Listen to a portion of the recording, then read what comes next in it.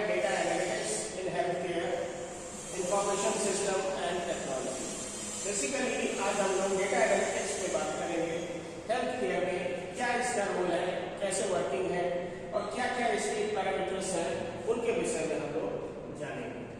First of all, what is data analytics in health care? The process of examining large amounts of healthcare data to find useful patterns, improve patients' outcome, reduces cost and support better decision making. Obviously, this is a process. एक ये प्रक्रिया है examining large amounts of healthcare data, बहुत सारे healthcare data को examine करने के लिए कि उसमें से useful pattern कौन सा है, improve patient outcome कौन सा है, रिड्यूस कॉस्ट क्या हो सकती है and support better decision making. तो ये सारी चीजें जो है एक तरीके से डेटा एनालिटिक्स में हेल्थ केयर में आती है। फर्स्ट ऑफ ऑल, कलेक्ट क्या होता है? कोई भी इंफॉर्मेशन है वो कलेक्ट की जाती है। Gather data from hospitals, labs, variable and patient records. Analyse क्या है? Use tools and algorithms to find patterns and trend, उसका एनालिसिस किया जाता है। फिर उसके बाद decide, turn insights into action that improve care and efficiency। फिर उसके बाद इन सारी चीजों की जो असेसमेंट होती है उसके बेसिस पे एक्शन लिया जाता है कि कैसे हेल्थ केयर सिस्टम में और कैसे इंप्रूवमेंट किया जाए और कैसे उसकी एफिशिएंसी को बढ़ाया जाए। Why does it matter? Almost 1 trillion potential annual saving in US healthcare by 2030 and 30% reduction in hospital readmission with analytics and 3x faster diagnosis with AI-assisted data tools and 80% of health data in unstructured underused। कहने का मतलब है कि कहीं ना कहीं जो data analytics है उसका बहुत बड़ा रोल है और इससे जो सेविंग है और रिडक्शन इन हॉस्पिटल रीएडमिशन है या फिर फास्टर डायग्नोसिस है या फिर हेल्थ डेटा का अनस्ट्रक्चर्ड और अंडरयूज्ड है, वो सारी चीजें इस पार्ट में आती हैं। Types of health care data, इसमें clinical data, administrative, wearable IoT, genomic data, patient reported and population data इसमें आती है। First of all, clinical data क्या होता है? जैसे doctor note, diagnosis, prescriptions, lab results and imaging scans. Administrative में patient registration, billing records, insurance claims and appointments आते हैं। वेरिएबल में heart rate, blood pressure, steps, glucose levels and smart device from smart device. जितनी भी smart device से readings ली जाती हैं उनको इसमें लिया जाता है। जीनोमिक डेटा में DNA sequencing, genetic risk factors, personalised medicine data, ये सारी चीजें जीनोमिक डेटा में आती हैं। पेशेंट रिपोर्टेड में symptoms, lifestyle, mental health surveys, feedback forms आते हैं। एंड पॉपुलेशन डेटा में public health records, disease surveillance and demographic statistics आती है। Next is type of 4 types of data analytics. क्रम से समझेंगे। First of all descriptive, next second is diagnostic, third is predictive and fourth is prescriptive. How you will understand this thing? Descriptive means what happened, क्या हुआ, how many patients were admitted last month and what were the most common diagnosis, मतलब कितने patient पिछले महीने में भर्ती हुए और उनकी क्या डायग्नोसिस थी। नंबर 2, डायग्नोस्टिक में व्हाई डिड इट हैपन, ये कैसे हुआ, why did readmission rates increase, दोबारा एडमिशन होने के रेट क्यों बढ़े, what caused the spike of ER visits, emergency visits क्यों दोबारा हुई। Third is predictive, what will happen, क्या होगा, which patients are at risk of diabetes, जो पेशेंट रिस्क है जिनको डायबिटीज का, who might be readmitted within 30 days, अगले 30 दिन में फिर से एडमिट हो सकते हैं। प्रिस्क्रिप्टिव में what should we do, हम क्या कर सकते हैं। रिकमेंड बेस्ट ट्रीटमेंट प्लान्स, जो बेस्ट ट्रीटमेंट प्लान है उनको रिकमेंड करें। Alert nurses about high risk patient, जो हाई रिस्क पेशेंट्स हैं उनके लिए नर्सेस को पहले से ऑटोमेटिकली हम इन्फॉर्म करके रखें कि ये पेशेंट का रीअकरेंस या रीएडमिशन हो सकता है। तो ये इस तरीके से आप डेटा एनालिटिक्स को मेंटेन कर सकते हैं। 4 सेंटेंस। नेक्स्ट इज की टूल्स एंड टेक्नोलॉजीज यूज में electronic health records, business intelligence tools, health information exchange, machine learning and AI, cloud computing and mobile health apps का इसमें यूज किया जा सकता है। पहले इलेक्ट्रॉनिक हेल्थ रिकॉर्ड्स में digital patient record that stores all health data, the main data source in hospital. तो ये चार होता है इलेक्ट्रॉनिक हेल्थ रिकॉर्ड्स, ये मेन डेटा होता है हॉस्पिटल का।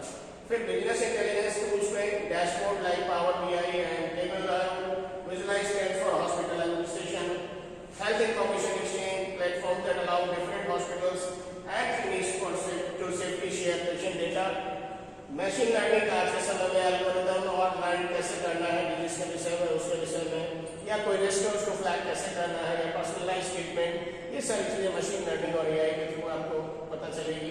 क्लाउड कंप्यूटिंग में secure storage and processing of large health data set accessible everywhere. तो ये क्लाउड कंप्यूटिंग के थ्रू आप स्टोरेज को सिक्योर कर सकते हैं और processing large health data set के लिए आप कर सकते हैं कहीं। मोबाइल हेल्थ एप्स में patient facing apps that collect real time data mobile app में आप कर सकते हैं कलेक्ट, साथ में फिटनेस मेडिकेशन रिमाइंडर्स और सिम्टम्स को भी आप इन्फॉर्म कर सकते हैं। Next is health care information system में that is called HIS। HIS के अंदर इस तरीके की चीजें कुछ होती हैं जिसमें EHR, EMR, lab info system, radiology, clinical decision support, billing and finance and pharmacy system. तो ये एक तरीके से सेंट्रल हब होता है। हेल्थ केयर इंफॉर्मेशन सिस्टम जो होता है वो सेंट्रल हब होता है और इसके सराउंडिंग में सारी चीजें चलती हैं, ठीक है। EHR, lab, radiology, clinical decision, billing, finance and pharmacy. Next is real world applications में disease prediction, hospital management, drug discovery, disease surveillance, personalised medication and cost reduction. तो ये इतनी सारी चीजें रियल वर्ल्ड में एप्लीकेशंस इसके यूज होते हैं। डिजीज प्रिडिक्शन के लिए, हॉस्पिटल मैनेजमेंट के लिए, ड्रग की डिस्कवरी के लिए, डिजीज की सर्विलांस के लिए, पर्सनलाइज्ड मेडिसिन के लिए और साथ में कॉस्ट रिडक्शन के लिए। How data analytics works. Data analytics कैसे काम करता है इंपॉर्टेंट है जानना। पहले डेटा का कलेक्शन करना, फिर डेटा की क्लीनिंग करना, देन डेटा को इंटीग्रेट करना, फिर एनालाइजिंग, मॉडलिंग, फिर visualisation, then decision and action. पहले डेटा कलेक्शन की बात करें तो gather from EHR, labs, variables, insurance and public health sources.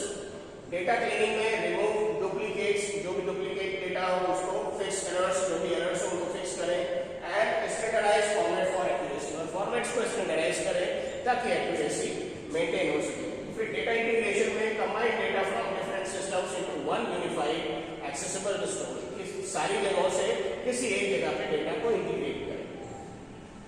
Analysis and modelling में apply statistical methods and machine learning to extract insight, ठीक है।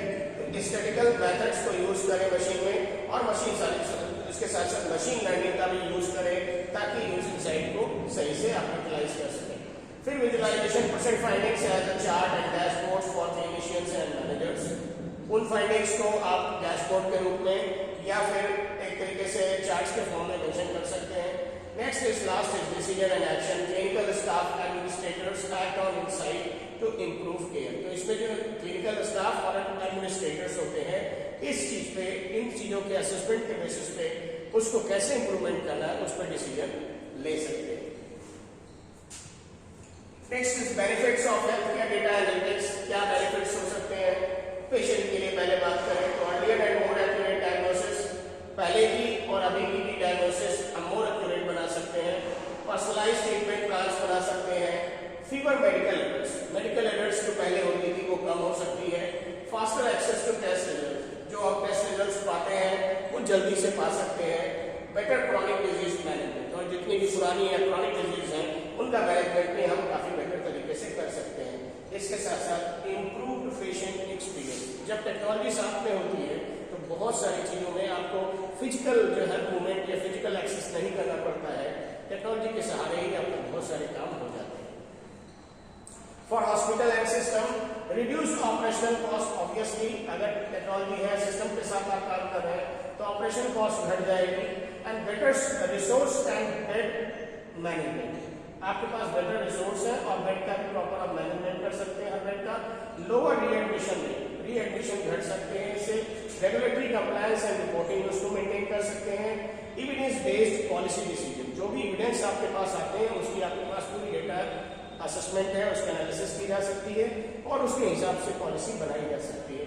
Next is fraud detection in billing. इसके साथ साथ अगर बिलिंग में कोई फ्रॉड होता है तो वो भी इस पूरे असेसमेंट के थ्रू आप कहीं ना कहीं उसके लूपहोल्स को फाइंड आउट कर सकते हैं और उसको पकड़ करके आगे ठीक कर सकते हैं। Next is challenges and limitations में data privacy and security, data silos, poor data quality, lack of skilled staff, high implementation cost and ethical and bias issues। क्या होते हैं?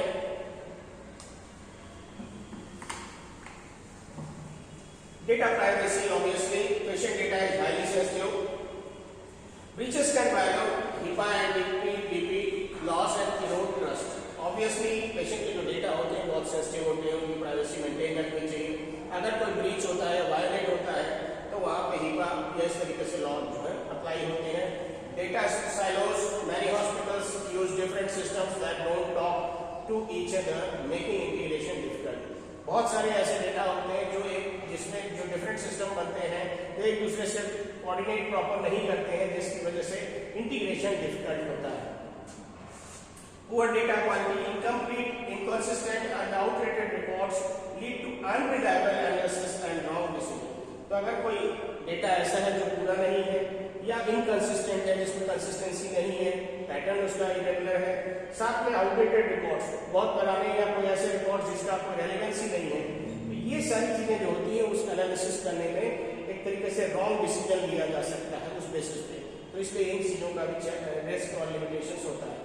Lack of skilled staff, obviously अगर skilled staff नहीं है तो आपको बहुत सारी जो है चीजें, shortage of professionals who understand both health care and data science at the same time, तो ऐसे लोगों की भी कमी होती है स्किल्ड स्टाफ की, क्योंकि अगर स्किल्ड स्टाफ है तो आपका काम बहुत आसानी से और बेहतर तरीके से हो सकता है, लेकिन उनकी अवेलेबिलिटी को बनाए रखना एक बड़ा चैलेंज होता है।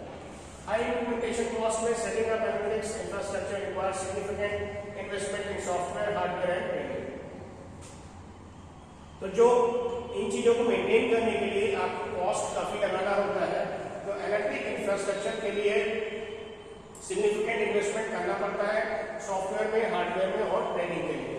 साथ में ethical and bias issues, AI models train और bias data can produce unfair outcomes for certain patient group. और कभी कभी कई केसेस में होता है कि डिसीजन जो लिए जाते हैं तो बायस डिसीजन होते हैं, लेकिन अगर एआई बेस्ड मॉडल्स है तो उसमें क्या है, एक फेयर आपको रिस्पॉन्स वो देगा, कोई बायस नहीं।